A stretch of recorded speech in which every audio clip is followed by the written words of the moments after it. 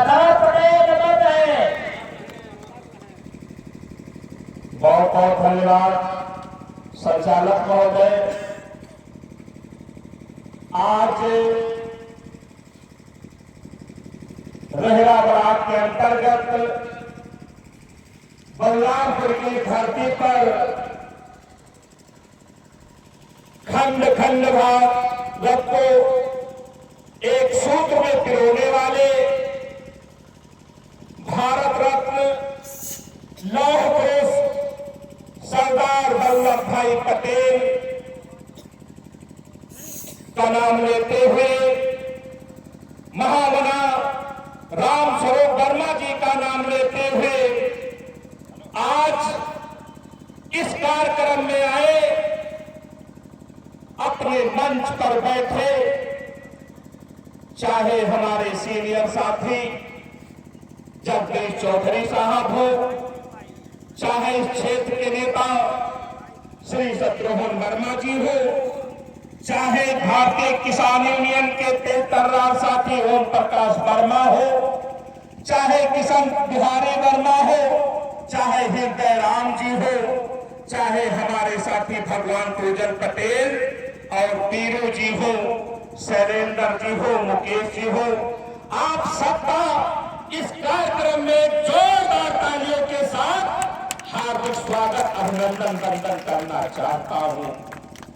साथियों, तमाम वक्ताओं तमाम नेताओं की बात सुनने के बाद यह कहने से कोई परहेज मुझे नहीं है कि चाहे वो हमारी अयोध्या की धरती हो, चाहे वो रेहरा या बलरामपुर की धरती हो, चाहे उत्तर प्रदेश की धरती हो, क्यों ना हमारा भारत देश हो, इस पूरे देश की एक ही सोच है, एक ही कहानी है, एक ही सिद्धांत है, एक ही विचारधारा है कि बड़े बड़े लोगों की हवेलियां हो सकती है, मैंने कभी उनकी पूजा होते नहीं देखा।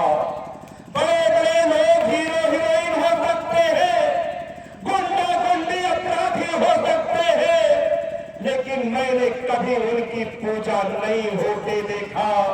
वाह रे मेरा बलरामपुर की धरती, वाह रे मेरा ये वतन, मेरा ये देश, इस देश में उसकी पूजा होती है जो अपने समाज के लिए जीने मरने का काम करता है, जो अपने देश के लिए मरने का काम करता है। आज उसी के तहत हम सरदार वल्लभ भाई पटेल को नमन करते हैं, वंदन करते हैं, उनके विचारों पर चलने का प्रयास करते हैं। मैं कहना चाहता हूं साथियों, ये जो जागृति होती है, जो क्रांति होती है, जो किसी के सीने में आग लगाने का काम होता है, यह हजारों के भीड़ में नहीं हुआ करता। यह सबके सीने में एक जैसा हृदय दिल कलेजा नहीं हुआ करता। अगर वो सरदार वल्लभ भाई पटेल के बारे में हम सभी साथी सामाजिक है, सारे लोग सरदार वल्लभ भाई पटेल के तमाम जयंती पंक्ति में जाने का काम करते हैं, तो कुछ लोगों के मुख से एक बात निकल कर आती है कि आज सरदार वल्लभ भाई पटेल प्रधानमंत्री होते तो इस देश का तस्वीर कुछ और होता। लेकिन मैं उनको बता देना चाहता हूं कि वो परिस्थितियां क्या थी। आज हमारे बहुत से लोग सरदार पटेल के नाम पर राजनीतिक दल बनाकर चल रहे हैं, उनके नाम पर सरदार पटेल के अनुयायियों का वोट लेने का काम करते हैं। लेकिन क्या हमने कभी सोचने का काम किया कि वह समय कौन था? वह समय यह था कि उस समय जरूरत इस बात की थी कि हमारे उस नेता के लिए, हमारे उस ईश्वर के लिए, हमारे उस देवता के मन में प्रधानमंत्री की कुर्सी बहुत बड़ी साबित थी। पहले सरदार पटेल के लिए देश बड़ा था, जिन्होंने सारे रियासतों को मिला करके इस भारत देश को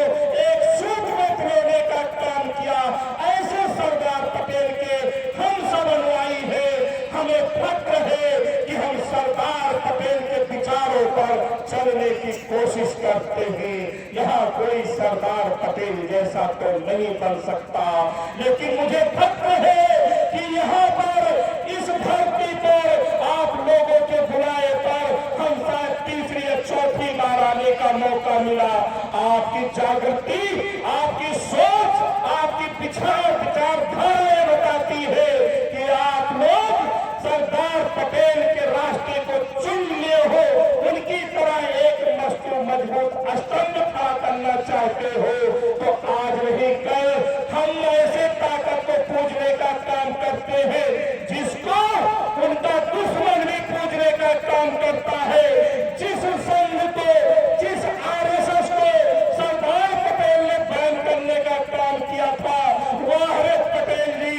आपके नाते, आपके कारण या आपके अनुयायियों को लुभाने के लिए वही लोग उनकी एक बहुत बड़ी मूर्ति बना करके हमारे आपके वोट लेने का काम करते हैं। तो यह है सरदार पटेल की ताकत और यह है उनकी विचारधारा कि उनके दुश्मन भी उनको पूजने का काम करते हैं।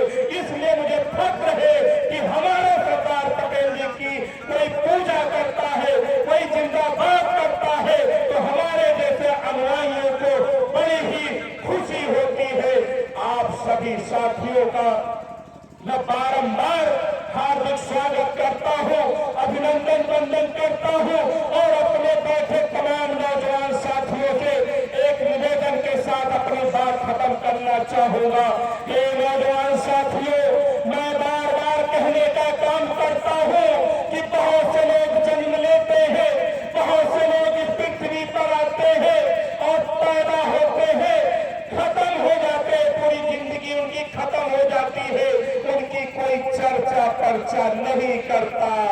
आपने इस पृथ्वी पर जन्म लिया है तो हम नहीं कहते कि पूरे प्रदेश में हमारा जय जयकार होगा। लेकिन मेरे नौजवान साथियों, आप अपने माँ बाप का नाम रोशन करते हुए, आपको सरदार पटेल के वंशज हो तो उनका नाम रोशन करते हुए, उनकी विचारधारा को आगे बढ़ाते हुए और नेहरा ब्लॉक का नाम करते हुए, ब्लॉक से लेकर के बलरामपुर की धरती का नाम लेते हुए आपको संघर्ष का प्रतीक बनना चाहिए, सरदार पटेल का अनुयायी बनना चाहिए। आप सब आए, आप सबका बहुत बहुत आभार, बहुत बहुत धन्यवाद। और किसान यूनियन वालों के ये एक निवेदन के साथ मैं अपनी बात खत्म कर देना चाहूंगा।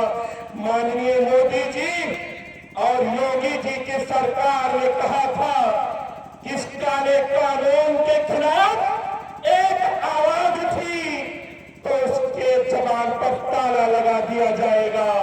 ए मेरे किसान नेताओं, ए मेरे किसानों, ए किसान यूनियन के साथियों, आपने जो जज्बा दिखाया कि उत्तर प्रदेश का मुख्यमंत्री ही नहीं, मोदी भी घुटनों के बल लेने को मजबूर हो गए और आपकी ताकत के कारण काला कानून वापस करना उनको पड़ा।